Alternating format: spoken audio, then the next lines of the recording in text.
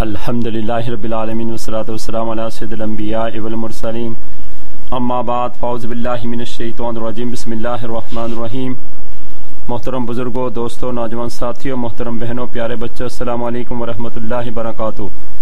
آج کی ویڈیو میں نور محمدی صلی اللہ تعالی وسلم کا ظہور اور اس کی برکتیں تیسرا اور آخری حصہ بیان کیا جائے گا۔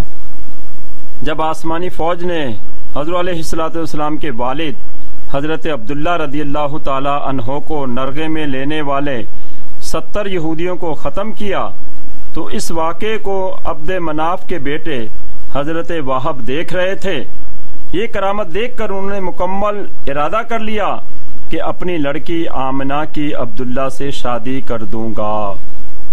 وہ فوراً گھر آئے اور اپنی بیوی کو اس عجیب واقعے کی اطلاع دی اور کہا، عبداللہ قریش میں سب سے زیادہ خوبصورت اور شریف نوجوان ہے۔ میں اپنی بیٹی آمنہ کے لیے اس سے زیادہ اچھا کوئی رشتہ نہیں پاتا۔ پھر آپ نے اپنی بیوی کو عبد المطلب کے پاس بھیجا اور کہا کہ آپ اپنے بیٹے کے لیے میری لڑکی آمنہ کو قبول کر لیں۔ عبد المطلب نے اس کو قبول کیا اور حضرت عبداللہ رضی اللہ تعالی عنہ کی شادی حضرت آمنہ رضی اللہ تعالی عنہا سے ہو گئی، اور یوں وہ نور محمدی صلی اللہ تعالی وسلم حضرت عبداللہ سے حضرت آمنہ رضی اللہ تعالی عنہا میں منتقل ہو گیا، اور سینکڑوں وہ عورتیں اس سے محروم رہ گئیں جو حضرت عبداللہ سے نکاح کی خواہش رکھتی تھیں۔ انہی عورتوں میں سب سے زیادہ خواہش مند ایک عورت تھی جس کا نام ام قتال تھا۔ شادی کے بعد جب صبح سویرے حضرت عبداللہ اس کے گھر کی طرف سے گزرے تو اس نے انہیں دیکھ کر منہ پھیر لیا۔ آپ نے جب یہ دیکھا تو اس سے کہا، تو تو میری بڑی طلبگار تھی، آج تو نے منہ کیوں پھیر لیا؟ وہ بولی، جس نور کی میں طلبگار تھی وہ آج تیری پیشانی سے غائب ہو گیا اور آمنہ میں منتقل ہو گیا، اب مجھے تیری کوئی ضرورت نہیں۔ حضرت عبداللہ رضی اللہ تعالی عنہ سے جب یہ نور محمدی صلی اللہ تعالی وسلم حضرت آمنہ رضی اللہ تعالی عنہا میں پہنچا تو اس نے یہاں بھی بڑی برکتیں دکھائیں۔ حضرت علیہ السلام کی والدہ حضرت آمنہ رضی اللہ تعالی عنہا فرماتی ہیں کہ جب حضرت علیہ السلام میرے پاس تشریف لائے تو مجھے اپنے جسم سے بھینی بھینی خوشبو آنے لگی، اور ان 9 ماہ میں جیسا کہ اور عورتوں کو بوجھ محسوس ہوتا ہے یا تکلیف ہوتی ہے، مگر میرے ساتھ ایسا نہ ہوا۔ جب نور محمدی حضرت آمنہ رضی اللہ تعالی عنہ میں تشریف لایا تو قریش کے مویشی اور چوپائے ایک دوسرے کو مبارکباد دینے لگے اور کہنے لگے، رب کعبہ کی قسم، آج دنیا کا سردار اپنی ماں کے پاس آ گیا۔ اسی رات دنیا کے تمام بادشاہوں کے تخت الٹ دیے گئے، سب بت سر نگو ہو گئے، روئے زمیں کے تمام بادشاہ گونگے ہو گئے۔ ایک اعلان ہو رہا تھا کہ ابو القاسم صلی اللہ تعالی وسلم کا ظہور قریب ہے۔ حضرت آمنہ رضی اللہ تعالیٰ عنہ فرماتی ہیں، مجھ پر جب پہلا مہینہ گزرا تو میں نے ایک بلند قامت آدمی کو دیکھا جس نے مجھ سے کہا، اے آمنہ، تجھے مبارک ہو، تو نبیوں کے سردار کی ماں بننے والی ہے۔ میں نے عرض کی، آپ کون ہیں؟ انہوں نے کہا، میں آدم ہوں۔ دوسرے مہینے حضرت شیس علیہ السلام کی زیارت ہوئی، انہوں نے بھی مجھے مبارکباد دی۔ تیسرے مہینے حضرت نوح علیہ السلام، چوتھے مہینے حضرت ادریس علیہ السلام، اور 5ویں مہینے حضرت ہود علیہ السلام، 6 مہینے حضرت ابراہیم علیہ السلام، 7ویں مہینے حضرت اسماعیل علیہ السلام، اور 8ویں مہینے حضرت موسیٰ علیہ السلام، اور 9ویں مہینے حضرت عیسیٰ علیہ السلام تشریف لائے اور امام الانبیاء کی ماں بننے کی مجھے مبارکباد دی۔ جب نور محمدی کے ظہور کا وقت قریب آیا تو رات جا رہی تھی، دن آ رہا تھا، یعنی صبح صادق کا وقت، پیر کا دن، اور ربیع الاول کی 12 تاریخ تھی۔ حضرت علیہ الصلوۃ والسلام کی والدہ سیدہ آمنہ فرماتی ہیں کہ میں نے دیکھا ایک مختصر سی جماعت آسمان سے نیچے اتر رہی ہے۔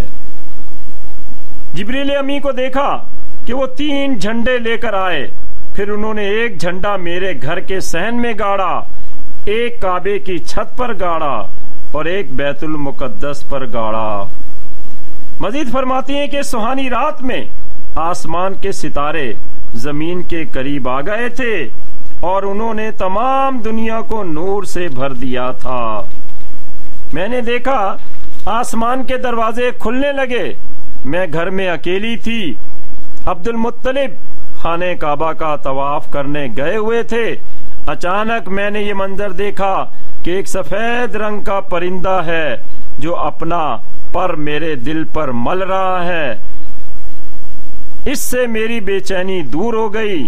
بعد میں نے دیکھا کہ میرے سامنے شربت کا ایک پیالہ رکھا ہوا ہے جو دودھ سے زیادہ سفید ہے، میں اسے دودھ سمجھ کر پی گئی، وہ شہد سے بھی زیادہ میٹھا تھا۔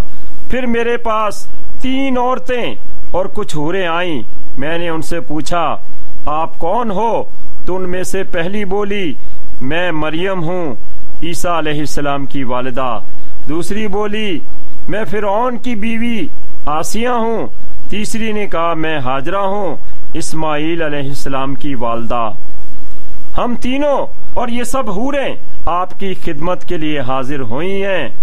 حضرت آمنہ مزید فرماتی ہیں کہ پھر جب میں نے دیکھا ایک سفید چادر ریشم کی زمین اور آسمان کے درمیان لٹک گئی، اور ایک کہنے والے نے کہا ان کو دنیا کی نظروں سے چھپا لو۔ یہ دیکھ کر میرا پورا بدن پسینے سے شرابور ہو گیا، اور جو قطرہ جسم سے ٹپکتا تھا اس سے بہترین کستوری کی خوشبو آتی تھی۔ پھر میں نے دیکھا میرے جسم سے نور خارج ہوا، اور اس سے مشرق و مغرب زمین و آسمان ایک دم روشن ہو گئے، حتیٰ کہ مکہ سے شام کے محلات اور بصرے کے اونٹوں کی گردنیں بھی مجھے نظر آنے لگیں۔ اس نور کا منبع میرا وجود تھا، اور پھر اطراف عالم میں یہ اعلان ہوا کہ محمد صلی اللہ تعالی علیہ وسلم دنیا میں تشریف لے آئے، اور پھر فرشتوں کی صفیں در صفیں حضور علیہ الصلوۃ والسلام کی زیارت کے لیے آنے لگیں۔ روایتوں میں آتا ہے کہ پیدا ہونے کے بعد حضور علیہ الصلوۃ والسلام نے سجدہ کیا اور یہ بتا دیا میں بھی پاک ہوں، میری ماں بھی پاک ہے، اور میرے آج سجدہ کرنے سے زمین بھی پاک ہو گئی ہے۔ پہلے تم عبادت گاہوں کے علاوہ کہیں بھی عبادت نہ کر سکتے تھے، اب تم جہاں چاہو نماز پڑھ سکتے ہو، بشرطے کہ وہ جگہ ظاہری غلاظت سے پاک ہو۔ سجدے میں پڑے ہوئے حضور علیہ الصلوۃ والسلام کے لب مبارک ہل رہے تھے، جب کسی نے کان لگائے تو سنا آپ رب کی بارگاہ میں عرض کر رہے تھے مولا میری امت کا معاملہ میرے سپرد فرما، تاکہ میں اپنی ساری امت کو لے کر جنت میں چلا جاؤں۔ اللہ اکبر، کتنی محبت ہے حضور علیہ الصلوۃ والسلام کو اپنی امت سے، مگر ہائے افسوس کہ یہ امت کو کیا ہو گیا ہے کہ گمراہیوں کی طرف جا رہی ہے۔ آج کون سی برائی ہے جو امت مسلمہ میں پائی نہیں جاتی؟ پہلے بنی اسرائیل کے دور میں برے کام کرنے والے پر اللہ تعالیٰ عذاب نازل کر دیتا تھا، مگر آج ایسا نہیں ہوتا۔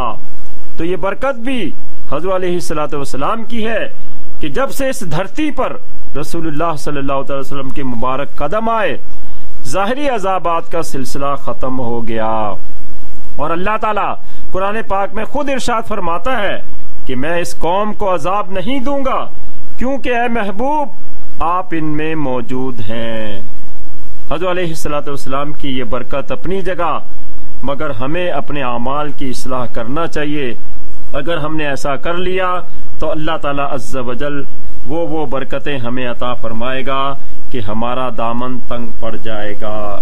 رب تعالیٰ سے دعا ہے کہ وہ ولادت مصطفیٰ صلی اللہ تعالی وسلم کے طفیل ہمیں بھی سچا پکا مسلمان بنائے اور دین اسلام کو مزید ترقی اور عروج عطا فرمائے۔ آمین بجاہ النبی الامین صلی اللہ تعالی علیہ وسلم۔ وما علینا الا البلاغ۔